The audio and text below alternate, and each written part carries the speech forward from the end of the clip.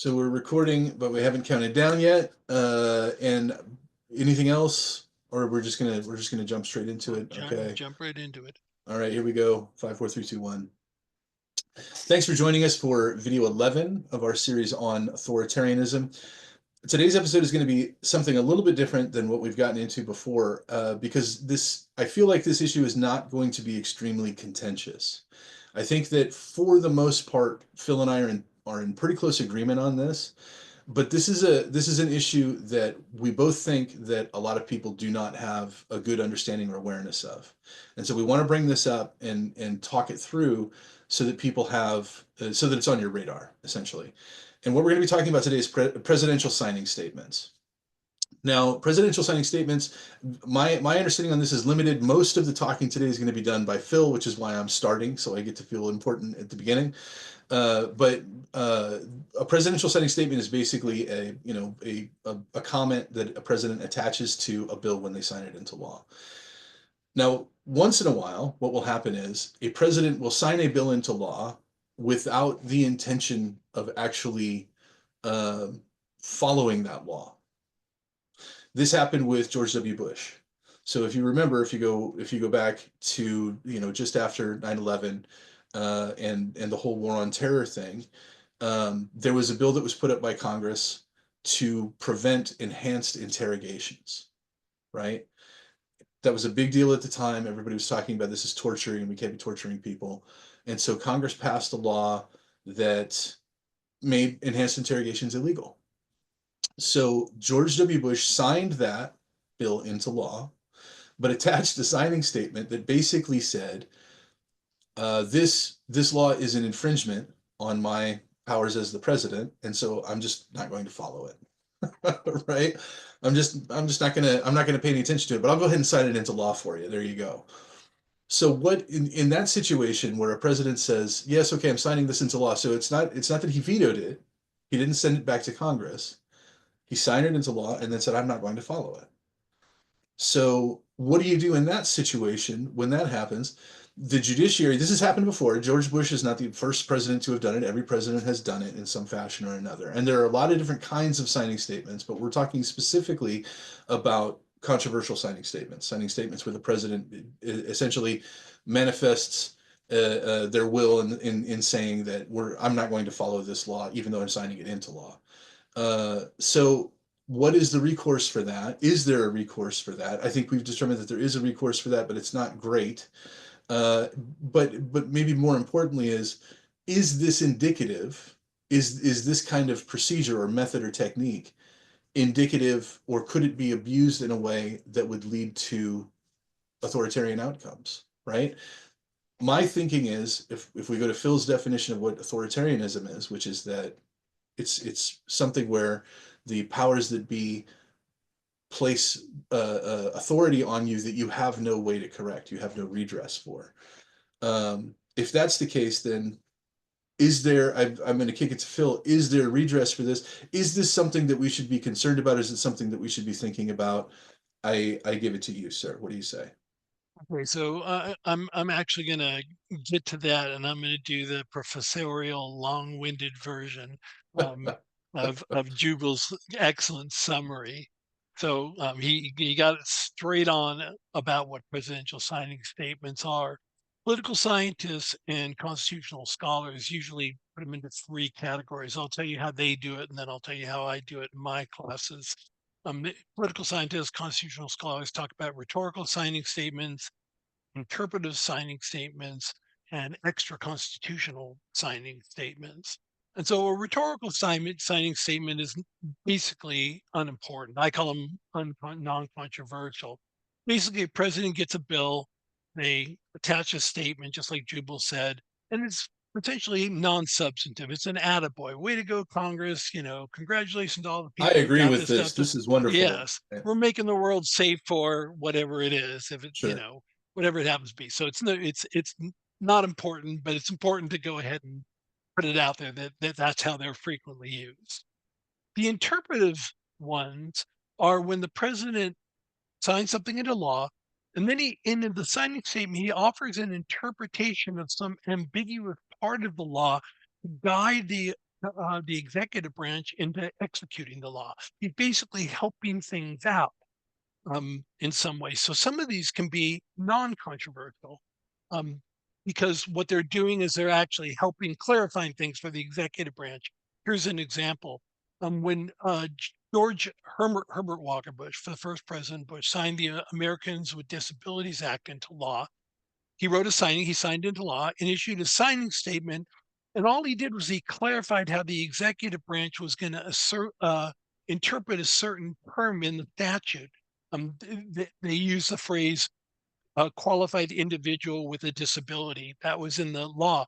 And so he went ahead and he said, for the purposes of implementing this law, here's how we're interpreting qualified individual with a disability. So, but his interpretation was faithful to congressional intent. The ADA was broadly supported by Congress. This was in keeping with what Congress did. And so the clarification actually served to smooth out the implementation of the law. And so, again, it was non-controversial. It didn't try and deny or limit any part of the law. But they can be somewhat controversial if the president's interpretation is inconsistent with what Congress intended. Now, this one is a little more complicated. We did call this into the weeds, so don't don't be complaining. Yeah, Phil, that was some detail. This is what we do here. So during the Carter administration, Congress passed the Civil Service Reform Act. And in that act, it included provisions that protected federal whistleblowers, people who contact generally the inspectors generals in the various departments or sometimes the media to let them know something bad, they believe something bad is happening. And in 1981, it was amended when President Reagan was in office. So President Reagan signs the amendment into law, but he issues a statement that narrowed the interpretation of whistleblower protections. He basically said, look, in the view of the executive branch, those protections that you wrote in the law didn't extend to certain types of disclosures. You know, he was particularly interested in disclosures of classified information or national security concerns. He wasn't arguing that Congress didn't have the authority to create whistleblower protections, so he wasn't challenging the constitutionality of that. He was basically explaining how the executive branch planned to execute that law. So, but it wasn't perfectly in line with what Congress intended. But oftentimes Congress writes laws in ambiguous ways, and it gives presidents the latitude to go ahead and interpret it one way or another. Well, in 1989, Congress passed the Whistleblower Protection Act as a standalone act. It wasn't part of the another law, and it had very clear and strong language close the perceived loopholes and override what Congress viewed as Reagan's narrow interpretation. But the key is going back to what Jubal says is my definition of authoritarianism. It's not mine alone, but in any case, the key is that somewhat controversial with some of these what I call somewhat controversial signing statements, Congress has the ability to respond. The president is doing something that goes against congressional intent. And as long as they have the ability to respond, in this case by amending the law or changing it and clarifying their intention, that can't be a movement in an authoritarian direction, especially if when the new law is passed, the president follows it as Congress passed it. The final category, though, that people refer to as extra constitutional signing statements, and this is what Jubal was talking about at the very beginning, is when the president asserts that part of a law is unconstitutional and he just completely ignores it. It tells them to ignore it, right? They're called extra constitutional. I call them very controversial. And the example that I use in my classes and the one that Jubal was talking about is when the Detainee Treatment Act was passed that prohibited enhanced interrogations or what some people call torture, right? And the thing is, for those of you who don't know, John McCain, former senator from Arizona and a former Republican presidential candidate, he was the one who wanted to put this into law because John McCain was tortured for Mhm. 5 years in after his plane was shot down in Vietnam. Um, he was he was tortured, and so um, President Bush, who is busy dealing with the attack on 9/11, he signed it into law, right? But he wrote in a signing statement that if he believed that provision of the law infringed on his constitutional powers, specifically his power as commander in chief, he reserved the right not to enforce it in some situations. In other words, the way I look at it is George Bush was going to do anything he could to prevent another 9/11 from happening. I mean, I know some of my friends on the left are not big fans of George Bush. I don't think he got off on the idea of torturing people. Um, I think he was probably just desperate and to make sure that nothing like Right. that ever He happened wanted he again. wanted every tool in his arsenal available to him in any given situation, I think Right. was And his for me thinking. personally, I never want the United States torturing people. I don't care for what reason. And there's reason to think it's not particularly effective. But I'm not ascribing to him any ill intent on this. Just the idea that he wanted, like Jubal says, he wanted to do everything in his power to prevent it. But once he did the signing statement, really, other than impeaching and removing him, there's really nothing Congress can do. Congress can't sue the president for not following the law because the courts have said Congress doesn't have standing. The courts don't want to intervene because the president's going to say, I said Congress couldn't limit my powers as commander in chief. What makes you think you can? Right. And So so, go ahead. on that point, is there, to your knowledge, is there ever a time when a president has signed a law with a controversial signing statement where the courts have countermanded the president? No, there have it. And so, and we saw, I sort of did some research on this, having to do with the ban against enhanced interrogations. There was a court case where somebody tried to bring somebody who claimed it to have been tortured. And in that particular case, the courts dismissed it, not because they said that the people executing they actually sued Donald Rumsfeld, who was head of Department of Defense, and they dismissed the case because they said he had what they called qualified immunity, that he Mhm. was carrying out the law, and so therefore he couldn't be sued. And so they never ruled on presidential signing statements at all. And so the courts pretty much want to stay out of that. So the courts have, just real quick, I think it's Go worth, ahead.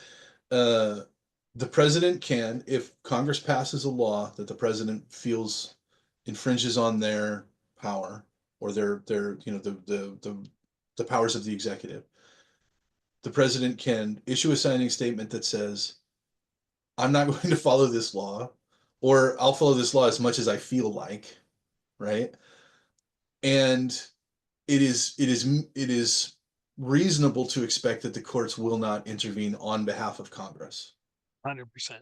Okay. 100%. All right. And like when you started off, you said so a president can do this.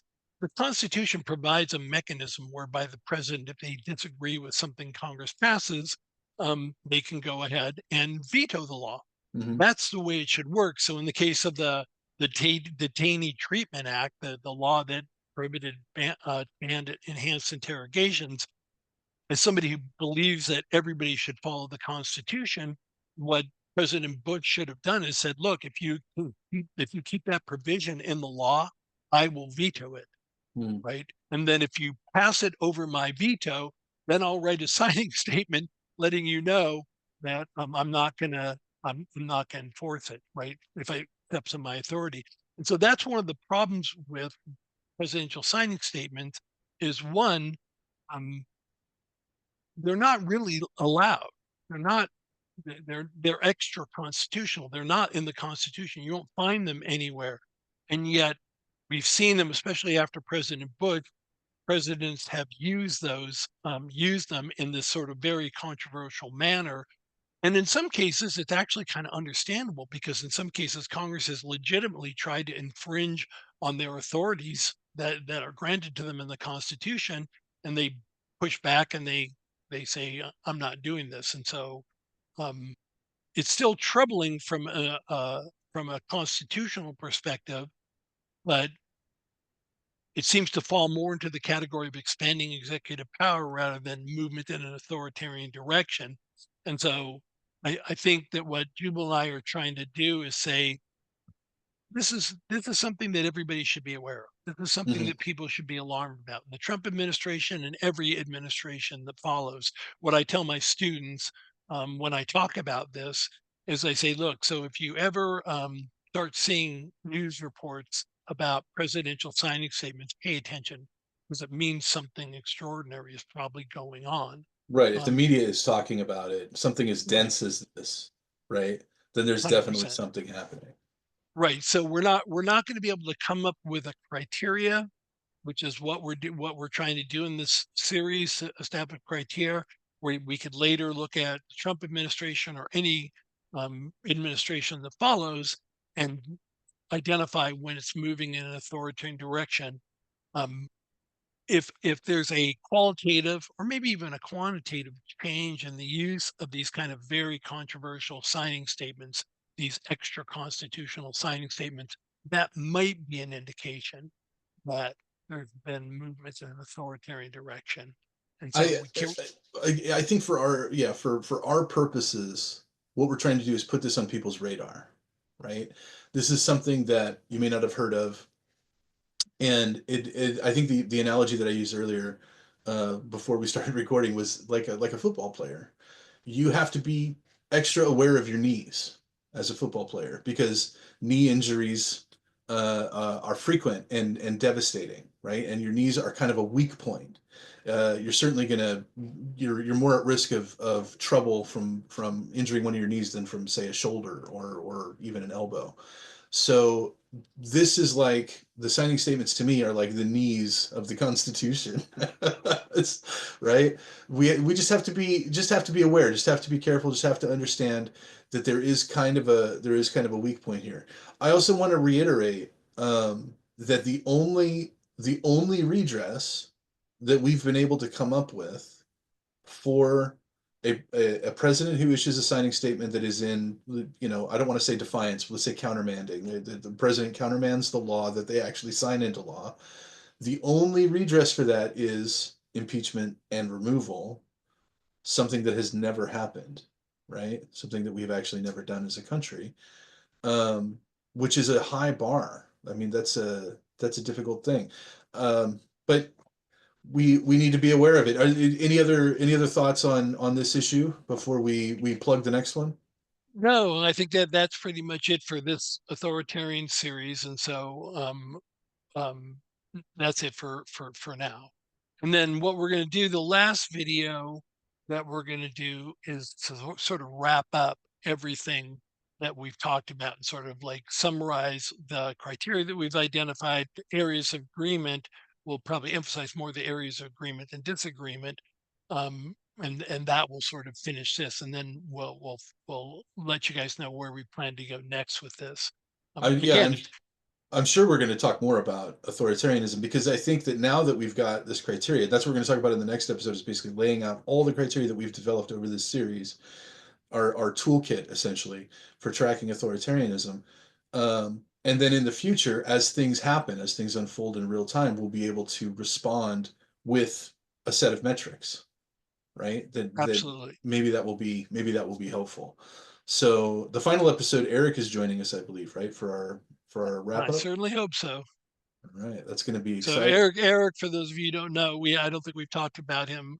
Oh, never mind. We gotta cut that out. Oh, cutting. Do your whole thing about your comment about Eric's going to be joining us. Okay, all right. So Eric is going to be joining us for the next episode, so that should be interesting. I believe he's going to be joining us, right? Yeah, absolutely. Okay, good. Well, then we'll see you next time around, and we'll cover everything in the last video. Take care, everybody. Take care, everyone.